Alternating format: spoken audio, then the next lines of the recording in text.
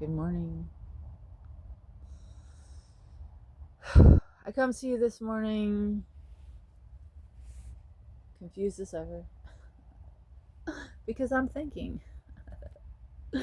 And anytime you're using this brain that God gave you in this world, you're going to be a little bit confused if you're paying attention, because there's a lot of things that don't make a lot of sense.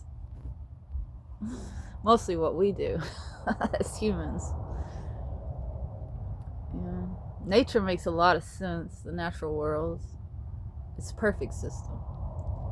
And we're part of that, but our prefrontal cortexes have got us real confused because we think we know better than what God made, but we try to improve upon it or change it to suit our own desires. And then, we suffer. We get sick, we pollute our environment, we shit where we eat. And we reap the consequences of that. Look around us. Plummeting fertility rates, diabetes, autism, genocide, poverty, homelessness. You ever seen a homeless squirrel? We think we're better than squirrels. I always bring squirrels up because they're just so damn cute. They got to figure it out. They don't complicate shit. But we, as the quote-unquote most intelligent species, we complicate stuff it's incredible. And then we like to pat ourselves on the back for solving the problems that we created. Well, we're really not solving anything. We're just creating another problem because the way that we tried to solve the problem was myopic and not well thought out. But hey, that's great for the economy. We're creating jobs, right? We're silly, silly little monkeys. I think we're waking up, but when I woke up this morning, I was thinking about how inappropriate most of our technologies are, including this black mirror that I'm speaking into, this tracking device, this phone. And you may say, well, you're a hypocrite. Put it down if you don't like it. Okay, well, imagine I'm a fish and I'm hooks. Imagine you're a fish and you're hooks. We're all a bunch of fishes that are hooks, guys, to our technologies. Now, there is a way to remove a hook from a fish's mouth thoughtlessly, quickly, carelessly, violently, which will end up killing that fish. There is a way to remove a hook from a fish's mouth thoughtfully, slowly, carefully, which will ensure that fish goes on to live another day and swim away in freedom. I'm looking to be a free fish, a happy fish, right? I am a happy fish, but I would like to extract this hook from my mouth. Now, we cannot help it that we were born into a world where as soon as we were born, a hook was put in our mouth.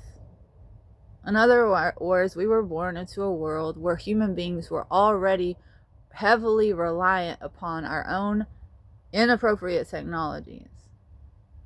Inappropriate because they're unnecessary and they take us outside of the circle. Nature is a circle, meaning nothing is wasted. There's no pollution. Everything is used. Everything is always moving back to homeostasis. We've removed ourselves with our technologies, with the aid of our technologies. We've extracted ourselves from the circle so that we can behave selfishly and not give back to the system. Well, when you live on a finite planet with finite resources and you want to take indefinitely and never get back, that doesn't work. Eventually, the steam runs out. Right? And this is why most technologies, if they're not incredibly simple, are inappropriate because they're leading to towards death. That's what they're doing. They're taking life away from the system and creating disease. Because imagine that, look what we do with sending rockets to the moon, into space. How much energy do you have to extract from the system to be able to take one rocket into space? Meanwhile, you're not putting that back, but you are creating a lot of off-gassing and pollution into the atmosphere from that rocket fuel. The Earth's not set up that way to deal with that.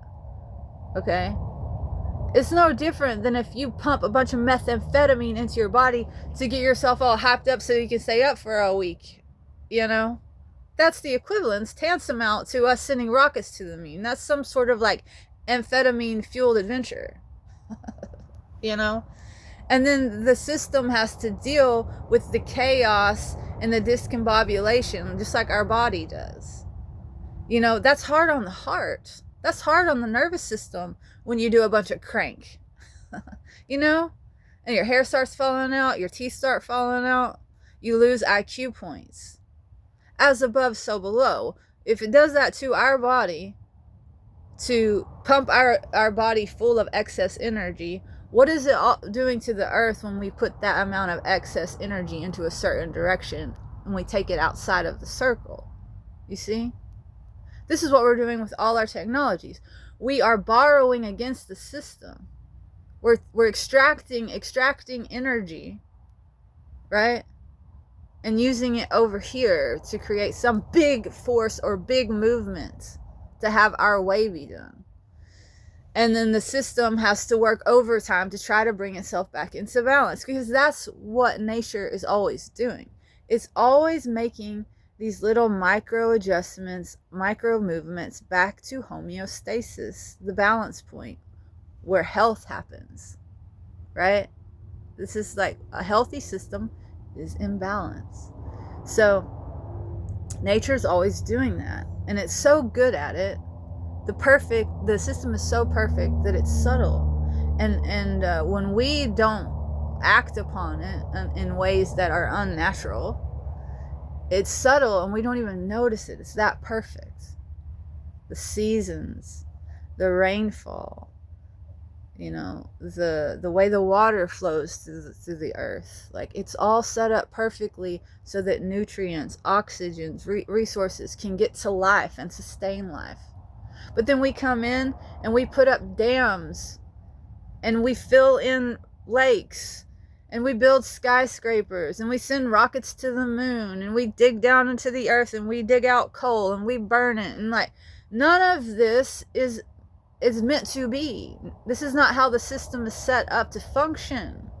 It's no different than if we're doing these things to our own bodies. And we do these things to our own bodies. We eat junk food, we put chemicals into ourselves, we inject Botox into our face, we eat red dye number 5.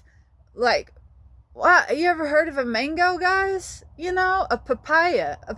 Like, nature has given us natural foods that are meant to support us and keep us healthy, and yet, why don't we eat that?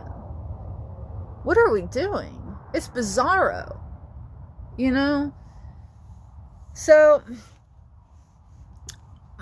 for that reason, our technologies, most of them are highly inappropriate. And it's like, okay, imagine you have a water hose. If you put a kink in that hose, the pressure will build up, and you could use that pressure to make the water on one side of the hose go a lot further, right? Because the pressure is building up and the pressure is propelling it. But you think that's not going to wreak havoc on the hose over time? Don't you think that is going to cause the hose to split and to break, and then you can't use the hose at all? Right? That's what we're doing to our bodies and to our planet. We're exerting too much pressure. We're placing too much pressure on the system. It can't handle it. Okay. But the beautiful thing about this natural system is that God made it in such a way that life just is. Life always finds a way. The way life expresses itself will look different over time according to how life needs to evolve and move to stay alive. Right? Meaning that if we're a problem, if we're causing a problem for life, life will shake us off. As this instantiation of life, humans, this particular expression of life, if it becomes aberrant and not conducive to life, it will cease to be. Life will not cease to be, but this particular expression of life will cease to be. If we would like to continue going on as a species, we need to get appropriate with our technology, meaning realize that this is all organic technology. These bodies are a form of technology, natural technology made by our Creator God. We cannot do better than it. Any changes that we make to this system, or any way that we try to hijack or change the system, is going to cause problems for us because we are part of the system that works in a particular way. Okay? Our liking it or our approving of it the way that it is doesn't matter. Like, too bad that we don't like it. This is the way it is. You know? We can hold our breath and our faces can turn blue and we can throw a tantrum all we want, but this is how it is. And hopefully we're starting to wake up and learn this lesson, you know? Our acceptance of reality is not a prerequisite for it being reality.